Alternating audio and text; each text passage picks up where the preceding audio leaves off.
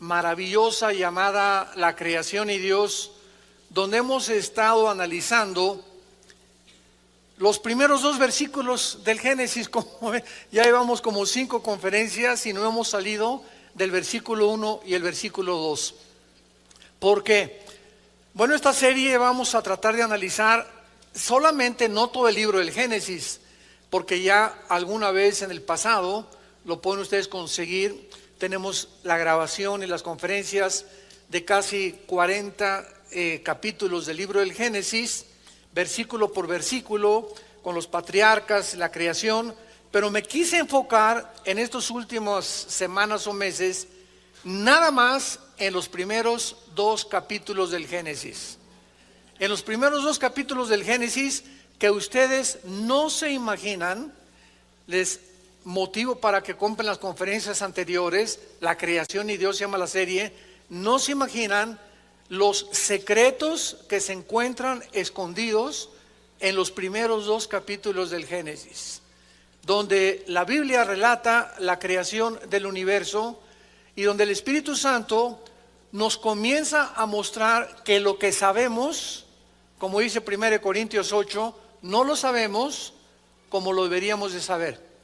En otras palabras, yo he aprendido en los 41 años que ya tengo, no de edad, sino de cristiano y de predicar la palabra de Dios. Yo comencé a predicar la palabra en 1977.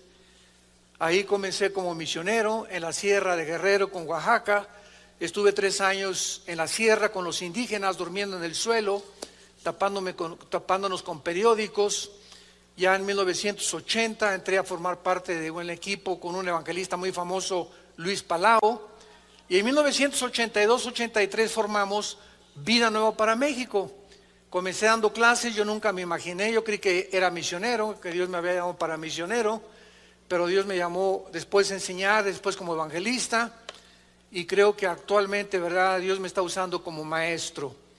Entonces, a través de todos estos años he aprendido que lo que yo sabía, primero nos convertimos con un misionero bautista, mi hermano Alejandro y yo, que es el director del ITI, del Instituto Teológico Internacional. Después comencé a estudiar con los pentecostales, con iglesias de las Asambleas de Dios en Acapulco, después con presbiterianos. Entonces, estando en todas estas denominaciones cristianas, pude ver la diferencia entre unos, entre otros. Los presbiterianos enseñan la teología de la reforma, el pentecostalismo, ¿verdad?, pues le ponen más énfasis a los dones espirituales. Los bautistas le ponen más énfasis al evangelismo y a ganar las almas. Pero en todas estas circunstancias pude aprender que muchas cosas que me habían enseñado, yo tenía que venir particularmente a la Biblia y comenzar a redescubrir cosas que tal vez yo no había aprendido igual. Por ejemplo, casi durante los primeros 10 años de nuestro ministerio, nosotros no creíamos en los dones espirituales. Y no fue hasta más o menos en la década de los 90 cuando Dios me mostró que el hecho que haya abusos de los dones espirituales, y por ejemplo como el don de lenguas, no significa que esos dones no estaban vigentes.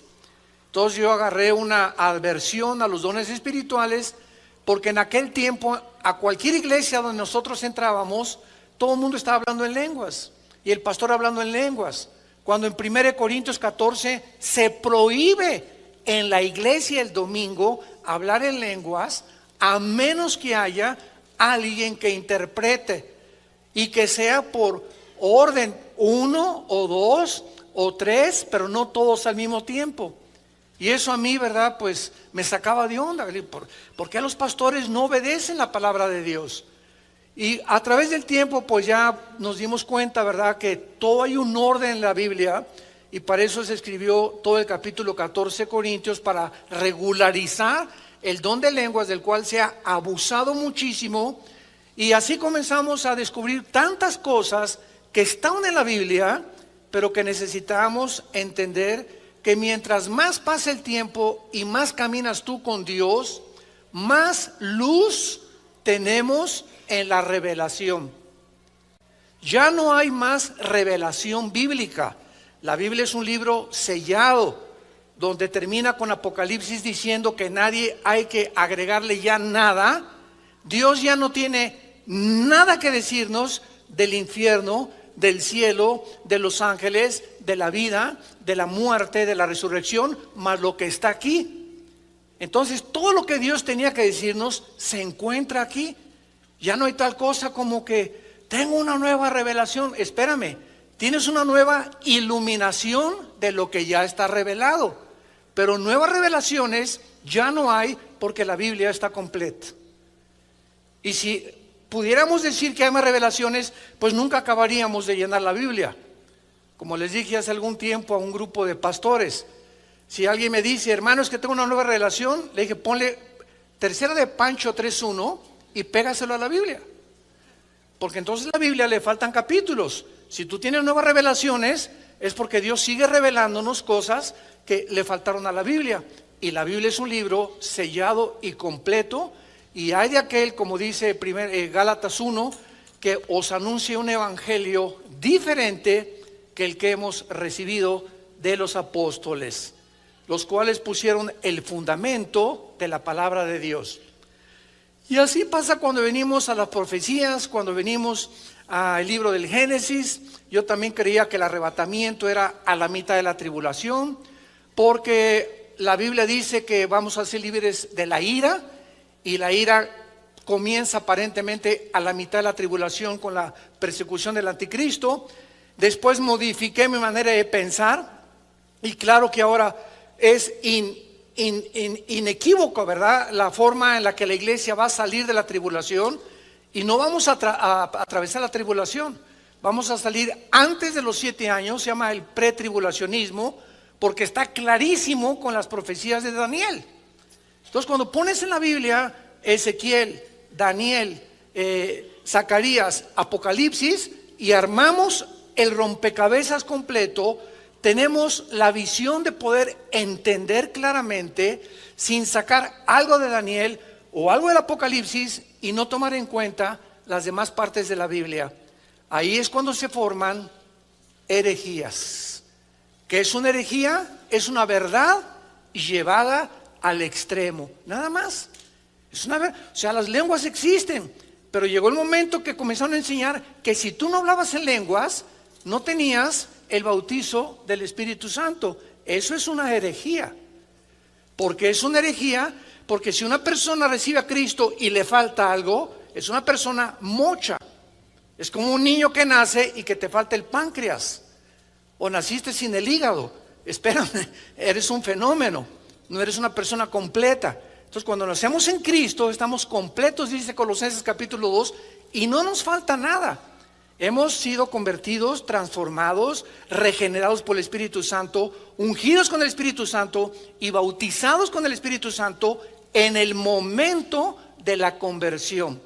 No nos falta nada más que crecer en la gracia y el conocimiento de Cristo y mantener esa llenura que viene después. Pero ya tenemos al Espíritu Santo, ya fuimos bautizados y unidos a Jesucristo, ya hemos sido ungidos y no hay otra unción. Acuérdense ustedes en muchas iglesias, ¿verdad? ¿Cómo que otra unción más fresca? O sea, ya no hay más unciones. Dice 1 Juan capítulo 2, 21, que la unción que recibimos permanece en nosotros. Y esa unción, que es el Espíritu Santo, simplemente Él quiere más de nosotros, no nosotros más que de Él.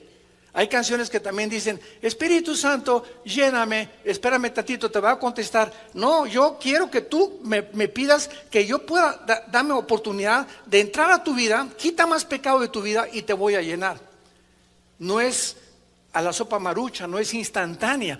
Queremos más de ti, Señor, queremos más de ti, Señor. Él es el que quiere más de nosotros, no nosotros de Dios. Él está esperando que nosotros le abramos más campo en nuestra vida, más santidad en nuestra vida, para que Él pueda llenarnos más con su Espíritu. Entonces vemos que a través del tiempo vamos entendiendo muchas cosas. Y es igual con la oración. Comenzamos a orar y vamos a reunirnos a orar, hermanos. Y comienza un hermano, y el otro por acá y el otro por allá. Oye, cállense por favor todos. La Biblia dice que cuando alguien ora, nos pongamos de acuerdo en el que está orando. ¿Cómo ponemos de acuerdo si todos están orando al mismo tiempo? Pero son costumbres que entraron a la iglesia cristiana. Entonces, cuando hay una reunión de oración, no estamos todos, por acá, y sí, Señor, y no, por acá, Señor. Total que no me dejan ni orar. De tanto grito y de tanto sombrerazo, ¿verdad? Como decimos en mi pueblo. Entonces, cuando estamos orando, tiene que haber un orden y alguien lleva la oración y los demás nos ponemos de acuerdo en la persona que está dirigiendo la oración. Pero si oramos todos al mismo tiempo, ¿cómo podemos ponernos de acuerdo con el que está dirigiendo la oración? Y así pues hay tantas cosas y tantos defectos en la vida cristiana porque somos imperfectos. Pero mientras más pase el tiempo, más vamos teniendo más orden, conociendo mejor al Señor, la forma como las cosas deben de hacerse. Hay iglesias también, ¿verdad?, en las que yo llegaba y un hermano comenzaba a correr por todo el pasillo. Y vuelta. Pero yo digo, oye, ¿hay un maratón aquí en la iglesia o qué, no? Y corriendo el hermano y quitándose el saco y otro girando como pirinola ahí a la mitad de los pasillos y aventando las cosas que él traía. Y espérame tantito. Dice la Biblia, hágase todo con orden, porque Dios es un Dios de orden. Y en esta iglesia parece el circo Ataide. Entonces, todas estas cosas que han entrado a la iglesia y que todavía en muchas iglesias siguen operando de esta manera, es por la ignorancia de la palabra de Dios. Nada más, porque no hay suficientes estudiantes ni personas que quieran buscar a Dios, porque Dios quiere que nosotros podamos conocerle y hacer las cosas de acuerdo a como Él las ha ordenado. Y si tú le das la oportunidad a Dios a través de tu vida y de tu comunión con Cristo todos los días, de que el Espíritu Santo hable a tu vida, vas a descubrir la verdad. ¿Y sabes una cosa? Vas a ser libre. El día que conozcas la verdad te hará libre. Libres de paganismo, de tradiciones, de falsas enseñanzas, de herejías, de cosas y costumbres que entran a las iglesias y que se aceptan como si fueran una verdad. Porque dice el dicho que cuando una mentira se repite 100 años, se acaba aceptando como una verdad. Muy bien. En el libro del Génesis, capítulo 1, el versículo 1 es el versículo más científico que hay, independientemente de los que vamos a ir descubriendo. En este estudio que hemos abordado acerca de Dios y la creación, estoy introduciendo la astrofísica, la física, la astronomía y todo lo que en el campo científico se ha descubierto siglos después de cuando se descubrió la Biblia, o siglos después cuando la Biblia ya estaba realmente hablando de cosas que los científicos después descubrieron para comprobar que la Biblia tenía razón.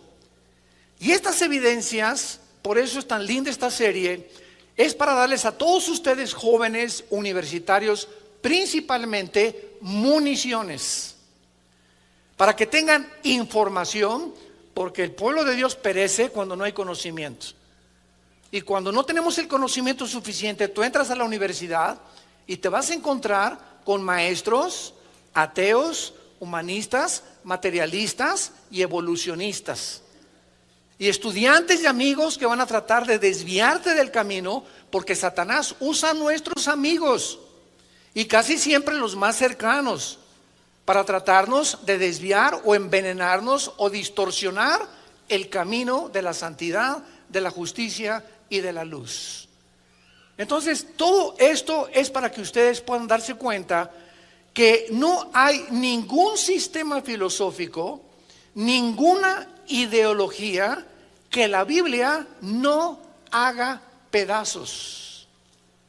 La Biblia destruye el pensamiento humano y las ideas humanas que a través de los siglos han prevalecido y a través de las cuales el mundo ha sido engañado precisamente por ignorar la verdad de Dios. La única verdad que existe en el universo es la verdad de Dios. Y esta verdad es la que nos hace libres. Esa verdad es la que nos muestra realmente el camino que debemos de caminar. Rápidamente, como un ejemplo, la famosa teoría de la evolución. Cuando Carlos Darwin la postula en su libro, el libro de las especies, él no afirma que venimos de los animales. Lee 2 o 3 veces más ese libro y te vas a dar cuenta que él simplemente está postulando, él está hipotetizando, él está filosofando y dice, puede que, chance y, no sé, no estoy seguro, pero estoy investigando allá en los Galápagos, ¿verdad? Cerca de Sudamérica, en unas islas, a ver si encuentro por qué a los pajaritos se les cambia el pico, y una cosa es la microevolución y otra cosa es la macroevolución. Entonces se tomó como una verdad y se comenzó a enseñar en las escuelas y se sigue enseñando y se siguen sacando los científicos ateos lo que le llaman en inglés el fake news, o las noticias falsas que abundan en el internet. Y en CNN también, y en Fox News, y en todos los medios de comunicación, hay noticias que no son verdad, donde se dice verdad de que venimos de los animales y cómo somos el proceso de una evolución accidental o fortuita, lo cual la biología la contradice, la física la contradice con la primera y la segunda ley de la termodinámica, y la genética con el descubrimiento del ADN en 1954 hace pedazos la teoría de la evolución. Pero ¿por qué se sigue enseñando? Porque no tienen otra cosa que enseñar, porque ningún científico sabe cómo comenzó el universo. Ningún científico sabe quiénes somos, ni los elementos que forman el cuerpo humano. Porque dentro de nuestro conocimiento e investigación científica nunca descubriremos el origen del universo. Porque para que pueda ser científico, tiene que ser demostrativo. Los científicos observan el fenómeno, toman nota, apuntan, pero ellos no pueden penetrar mucho más allá de la metafísica, o de lo que va más allá o trasciende lo que podemos observar con los 5 sentidos. ¿Me van siguiendo? Bueno, ojalá que no les salga humo por las orejas, pero sigan con mucho cuidado todo esto, porque esto es muy importante. Entonces, cuando venimos a la Biblia, encontramos la verdad y nos damos cuenta que la verdad está respaldada por la ciencia del siglo XXI, y que cuando vemos la Biblia y penetramos en la Biblia, descubrimos tesoros que nos llenan de seguridad, de esperanza, y poder decir como Pablo, yo sé en quién he creído. Y tú te puedes enfrentar a cualquier fórum científico de ateos, evolucionistas, materialistas, hedonistas, etcétera, etcétera, y no te van a derrumbar, porque tus convicciones son profundas, han hecho un fundamento en tu corazón. Has puesto un cimiento, como cuando una casa firme se levanta y el cimiento está firme. Yo recuerdo ahora que estaban haciendo este tren que no sé si lo van a continuar haciendo, el que viene desde México, que va a llegar aquí a Toluca.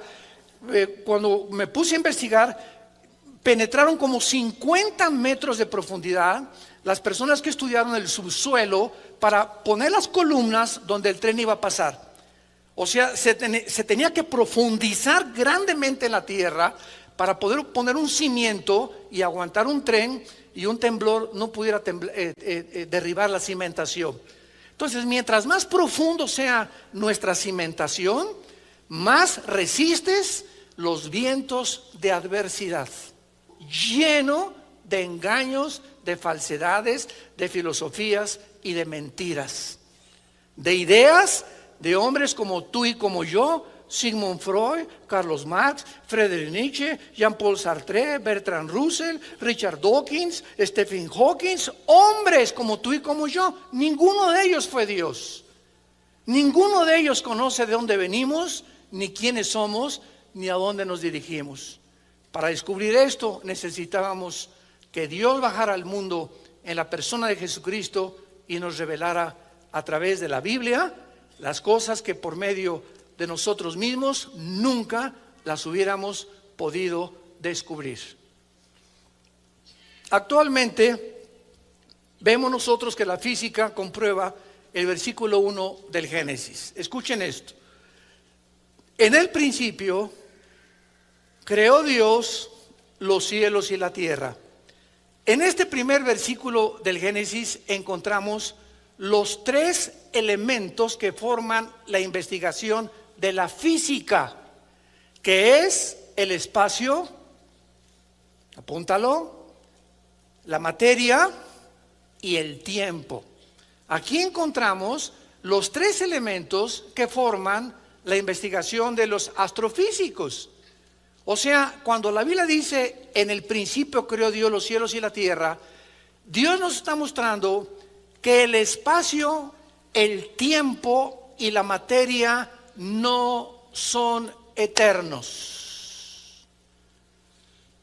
El espacio tuvo un tiempo, la materia tuvo un tiempo y todo lo que existe a nuestro alrededor tuvo un principio que se descubrió hasta el siglo pasado. Por muchos años se estaba enseñando que el universo era eterno.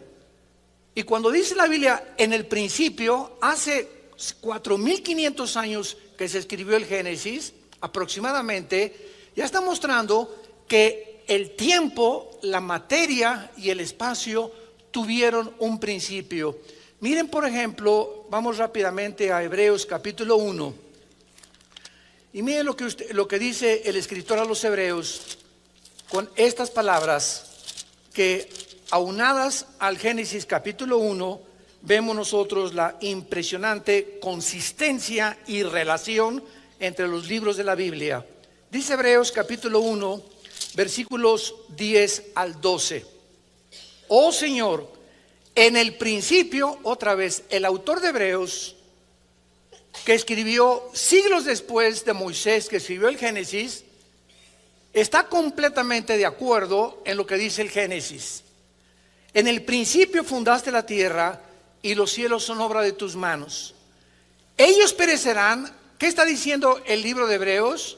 Que el universo, conforme a lo que los astrofísicos descubrieron y la astronomía descubrió, está en un proceso de decadencia. Se llama la segunda ley de la termodinámica, o también se llama en la física la ley de la entropía. Todo en el universo está sufriendo un desgaste, un deterioro, todo se echa a perder, todo se oxida. El Sol está perdiendo millones de toneladas masa por segundo.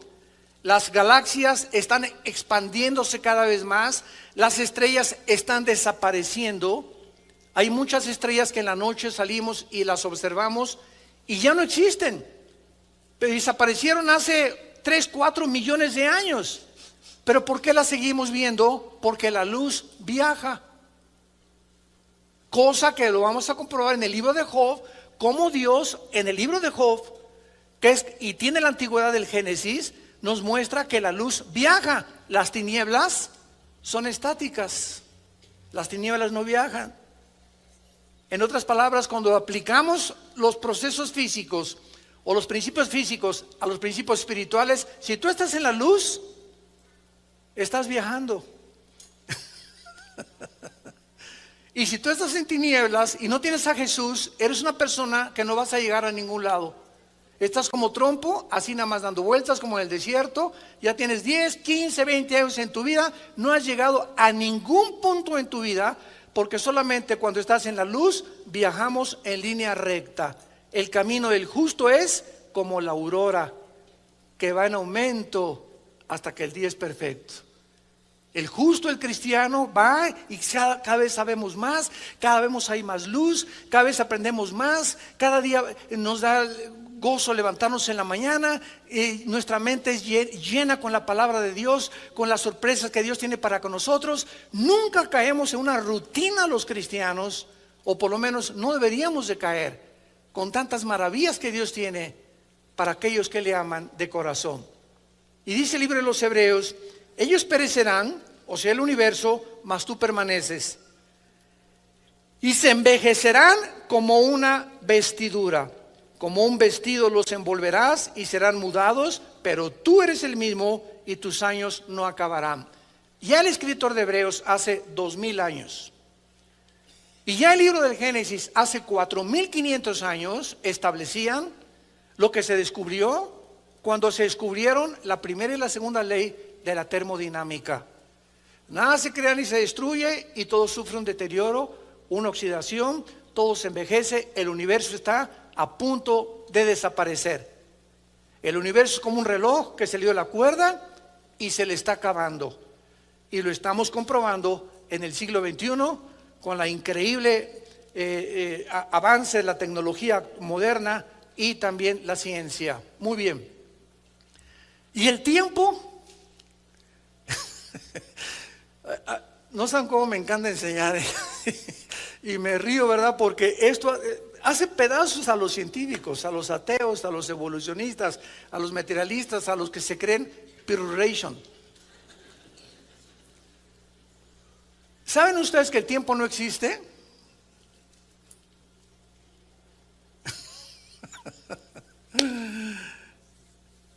Si hubo un tiempo cuando comenzó el tiempo, vamos a ver, Dios habita la eternidad, ¿ok? Síganme con mucho cuidado. En la eternidad no existe el tiempo. Cuando Dios se revela a Moisés en Éxodo capítulo 3, Dios le dice a Moisés: yo soy el que soy. O sea, yo soy en el presente. Entonces, Dios es el Dios del presente. Si en la eternidad existiera el tiempo, pues hubo un tiempo que comenzó la eternidad. Y cuando hablamos nosotros de la eternidad, creemos que es un punto que comienza aquí y la eternidad es, nunca va a acabar esa raya. Pero no es la forma como la Biblia mide la eternidad. Es como la medimos nosotros. Porque si hay un punto donde decimos que aquí comenzó la eternidad y la eternidad es algo que continúa por los siglos de los siglos de los siglos, entonces la eternidad tuvo un principio. ¿De acuerdo? Pero la eternidad nunca ha tenido un principio ni ha tenido un fin. Dice en Isaías la Biblia que Dios habita la eternidad y con los quebrantados de corazón. Entonces Dios habitaba la eternidad y Dios es luz. En la eternidad no hay tiempo, en la eternidad no hay un principio. La eternidad es una dimensión completamente diferente que no hemos alcanzado a comprender. Síganme con mucho cuidado. Cuando Dios dice en el principio, Dios deja la eternidad y pone una dimensión nueva, que es la dimensión en la que tú y yo estamos viviendo, que es de 4 dimensiones.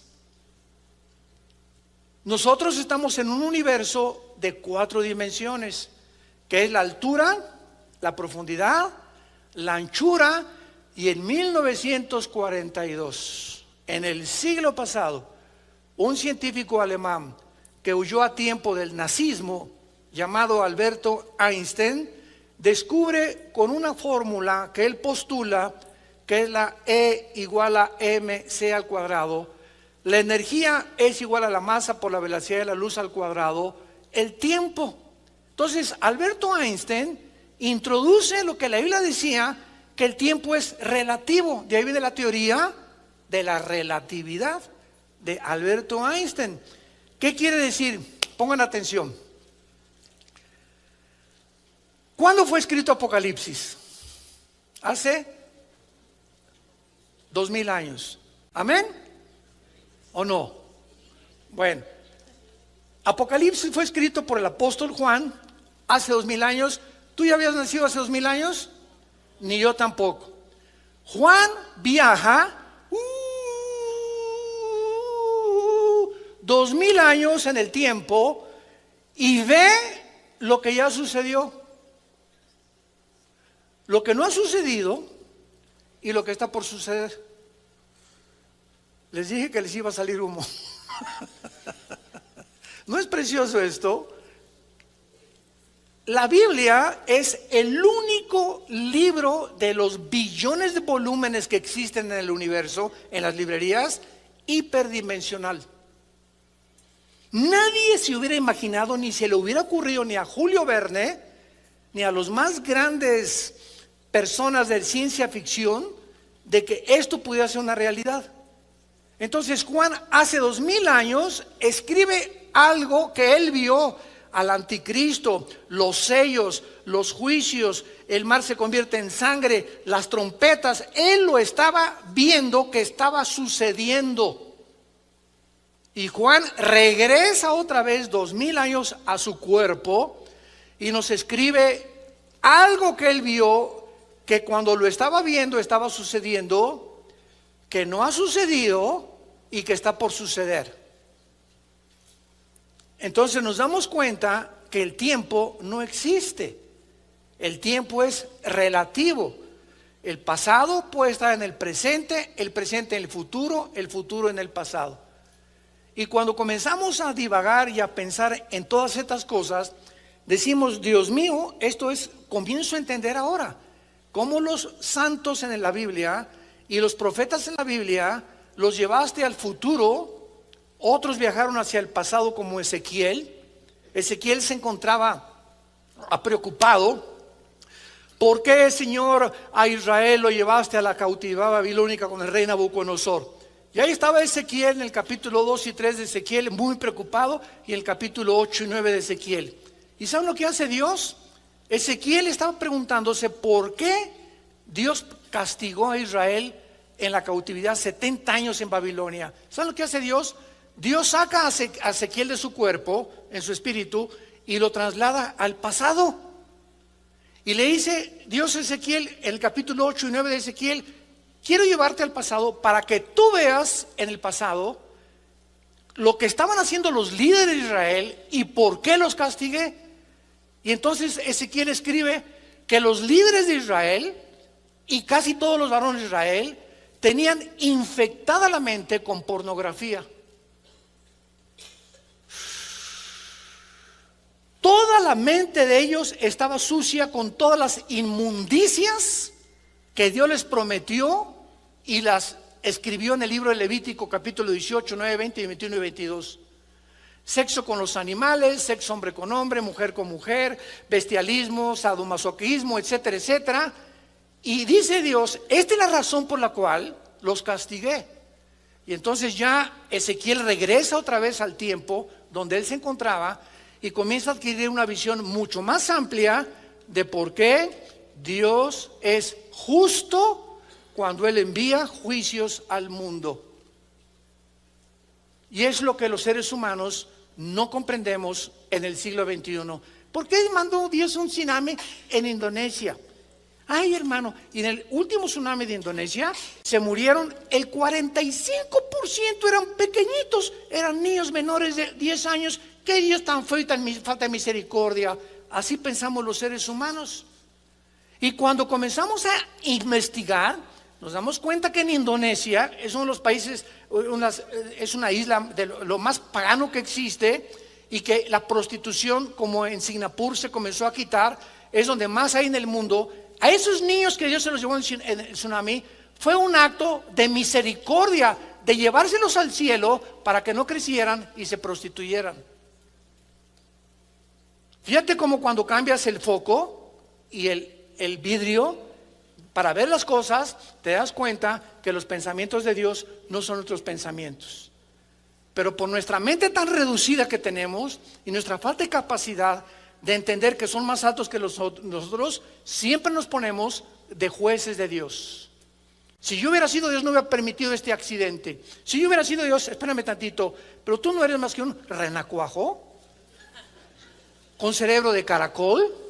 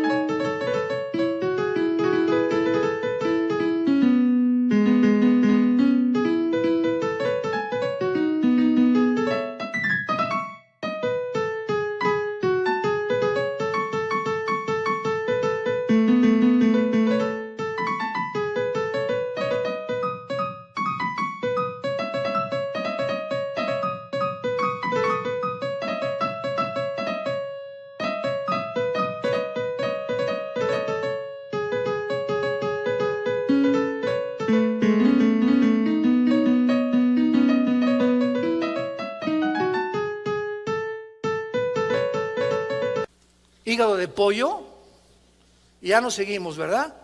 Comparados con Dios. En el principio creó Dios los cielos y la tierra, el tiempo, el espacio y la materia. La materia no se puede separar del espacio, ni el espacio se puede separar del tiempo. Son tres elementos indivisibles en la astrofísica y en la astronomía. Y eso es precisamente lo que Dios nos comienza a abrir el panorama para que comencemos a penetrar en el mundo invisible, espiritual, que nosotros no hemos podido conocer. Ahora, muy bien, el versículo 2 del Génesis describe un panorama completamente diferente al panorama de la tierra original. Y entre el versículo 1 y versículo 2 existen en la teología dos teorías o dos perspectivas. A mí me enseñaron, cuando comencé a estudiar teología hace algunos años, que el versículo 1 y el versículo 2 era la continuación de la creación de Dios, y que la tierra pues estaba descompuesta, desolada, y después ya Dios la compuso, y el primer día Dios dijo que sea la luz. Sin embargo, cuando comencé realmente a meterme en las raíces hebreas, en las palabras hebreas del versículo 1 y el versículo 2, descubrí que lo que me habían enseñado no se podía sustentar ni tampoco mantener, al ponerlo en una balanza, de decir que había continuado la creación de Dios, porque lo que descubrí y lo que la mayor parte ahora de los teólogos estamos de acuerdo es que entre el versículo 1 y el versículo 2 pasaron millones de años.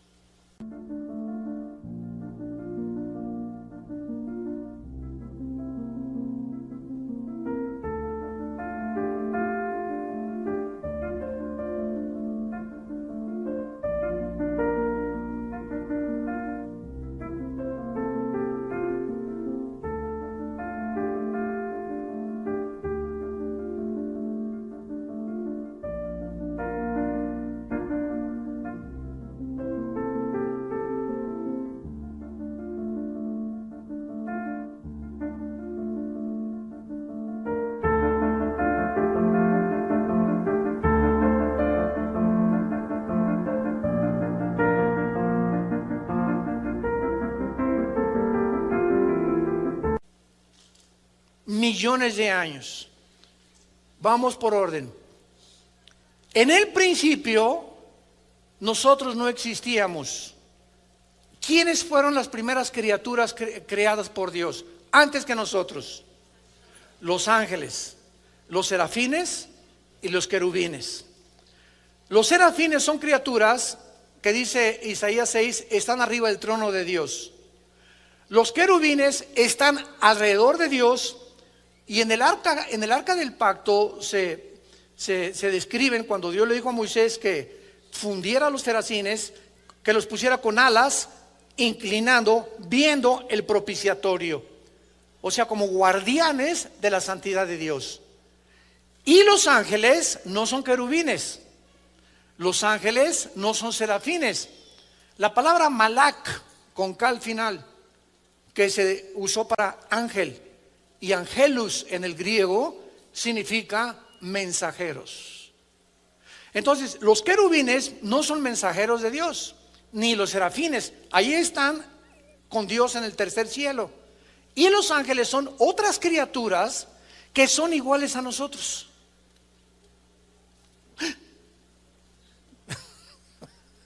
Siempre que la Biblia describe ángeles, los describe con cuerpos humanos. Génesis capítulo 18, cuando llega Jehová o Dios en forma humana a visitar a Abraham y a Sara, lo acompañan dos ángeles. Y cuando Abraham los ve, no dice, mira nada más, estos son marcianos o son jupiterianos, para nada. O sea, inmediatamente sintió en el espíritu que eran criaturas, ¿verdad?, divinas y les hace de comer. Y estas criaturas, estos ángeles, al mismo tiempo que adquieren cuerpos humanos, cuando se materializan en sus cuerpos, que no son como los nosotros, pueden comer. Cuando resucitó Cristo, ¿con qué cuerpo resucitó? Con un cuerpo humano. Y ese cuerpo humano lo continúa manteniendo Cristo por toda la eternidad. Así se ve en Apocalipsis capítulo 5, el cordero que fue inmolado. Y en Daniel 7, cuando él entra a la presencia de Dios. Entonces, Cristo cuando resucita con un cuerpo, ya no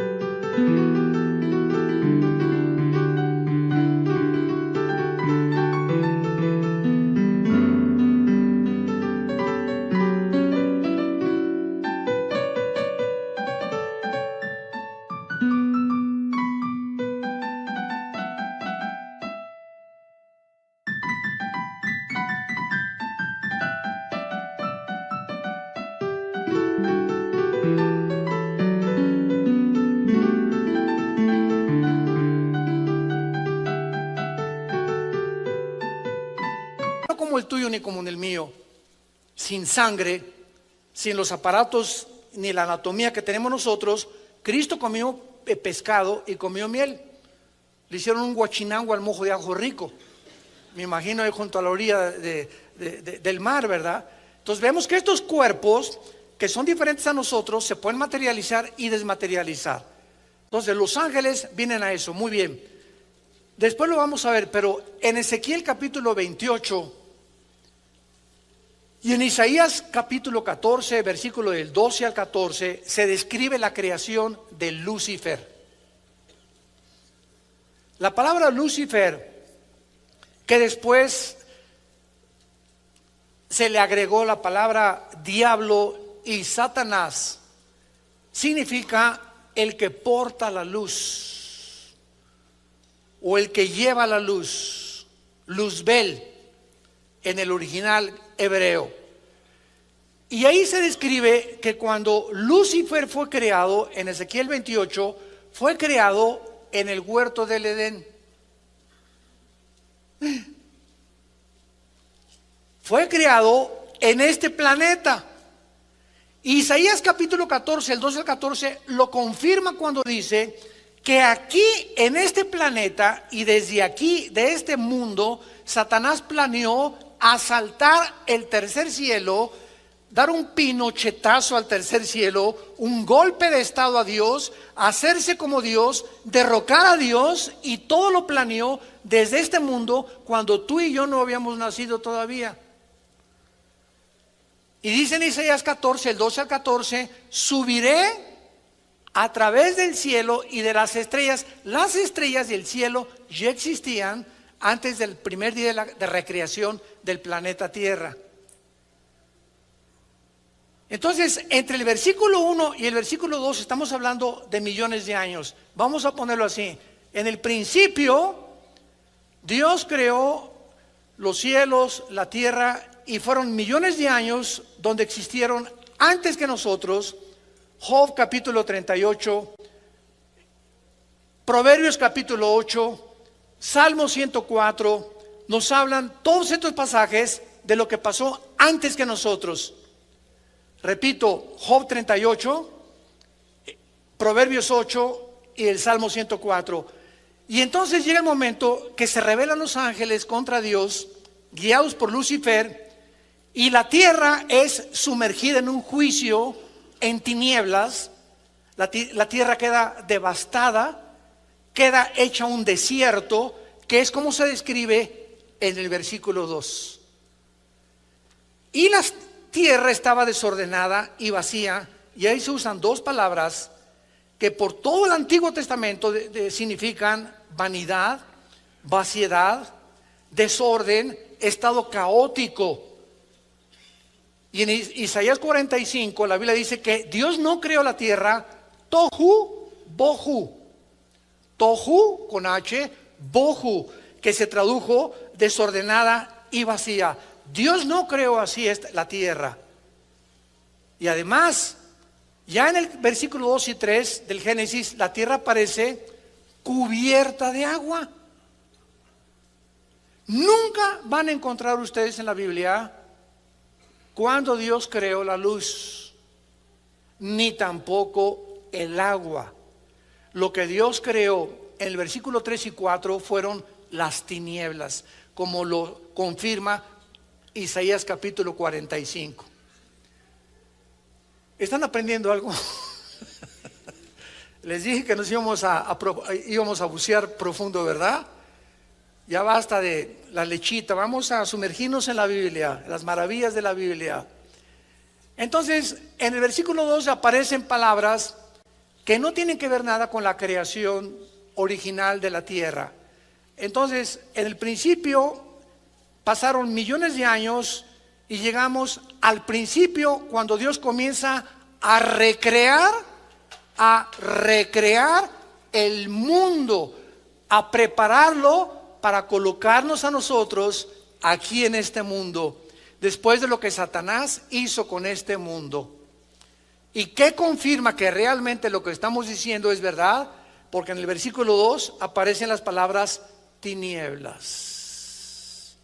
Vean las palabras del versículo 2: desorden, vaciedad o caos, tinieblas, abismo, que son palabras, 4 palabras que en toda la Biblia, no nada más en el Antiguo Testamento, están relacionadas con el pecado. ¿Qué hizo que la tierra fuera cubierta completamente de agua? Cuando dice la Biblia, en el principio Dios creó los cielos, Shamayim, que es cielos, y Eretz, con TZ al final, que es la palabra tierra para hebreo, significa tierra seca.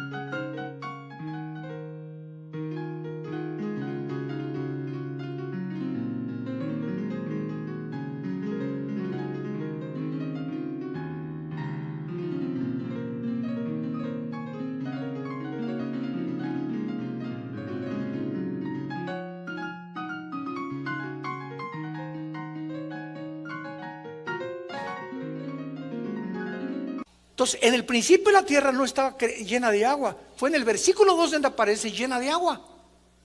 ¿Qué pasó entre el versículo 1 y el versículo 2?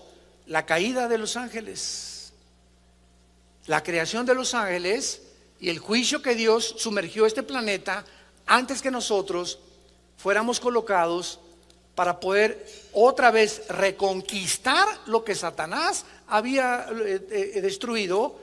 Y fuimos derrotados por él otra vez en el huerto del Edén. Y cuando Adán y Eva fueron colocados en el huerto del Edén, ahí estaba ya Hashash, que se tradujo en Génesis 3:1 la serpiente. Y esa palabra serpiente no es la palabra hebrea para reptil. O sea, esa serpiente de Génesis 3 no era un reptil, era un ser luminoso, que sabemos más adelante en Apocalipsis 12, la serpiente antigua que se llama Satanás. Muy bien, entonces vemos aquí claramente estas palabras: tohu bohu, desorden y vaciedad; tinieblas, que estaban sobre el abismo. ¿Qué es el abismo? Es el centro de la tierra donde se encuentran ¿quiénes? No.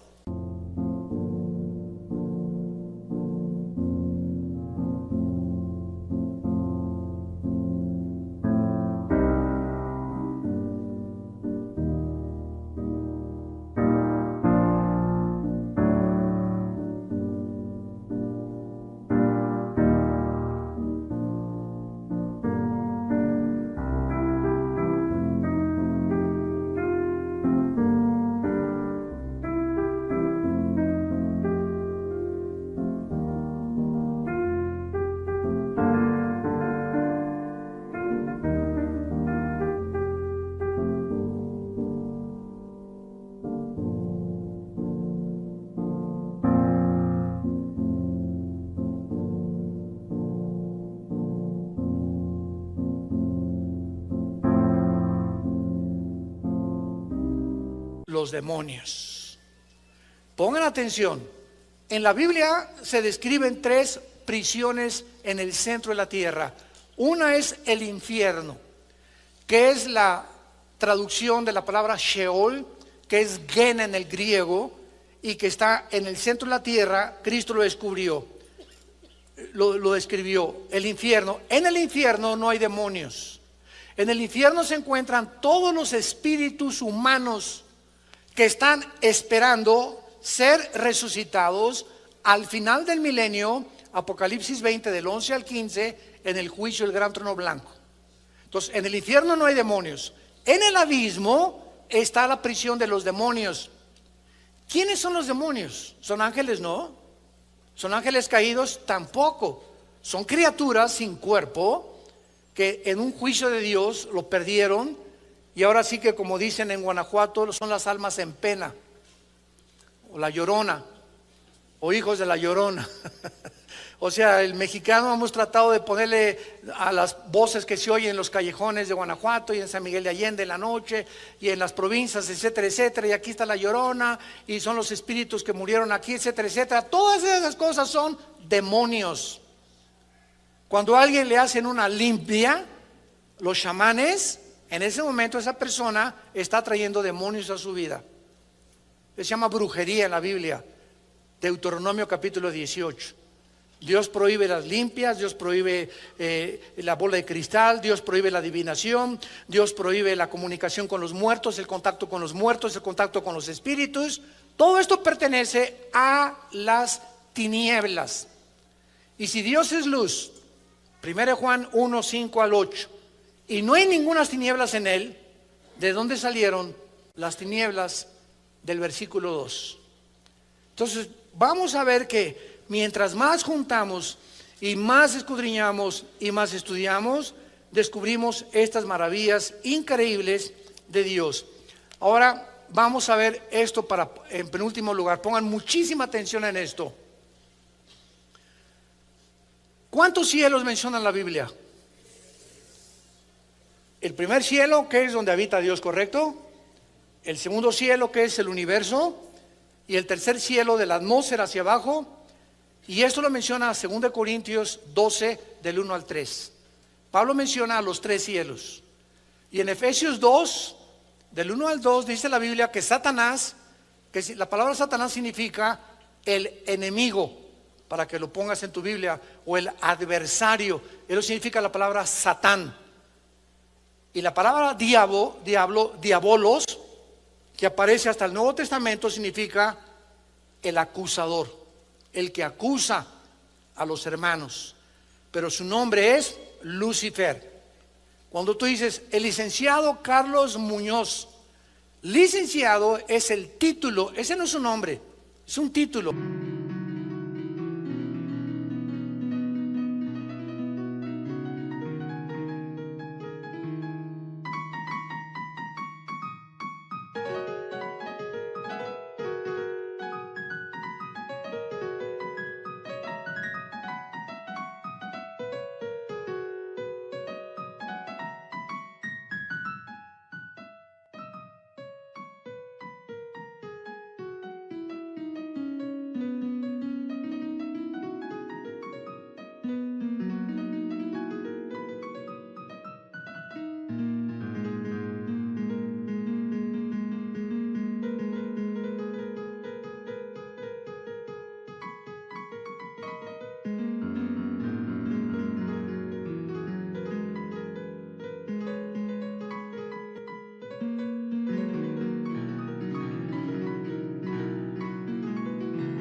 O doctor o ingeniero.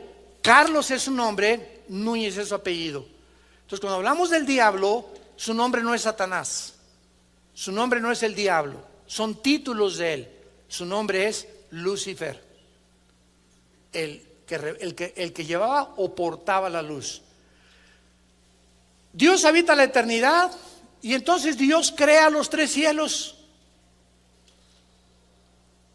Dios no habitaba en el tercer cielo. Dios ha comenzado a habitar en el tercer cielo desde el principio de la creación. Entonces Dios se baja de la eternidad